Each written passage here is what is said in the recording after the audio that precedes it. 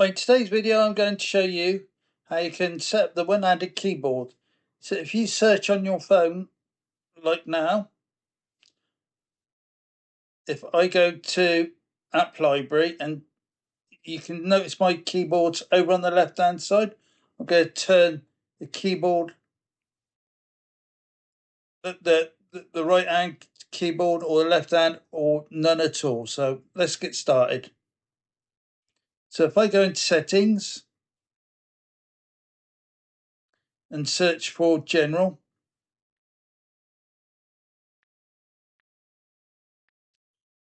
and then go to Keyboard, select the keyboard,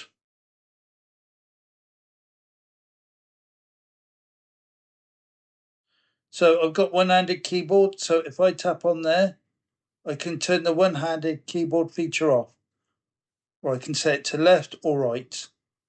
So if you found value in this video, please like and subscribe at the end. Thanks for watching.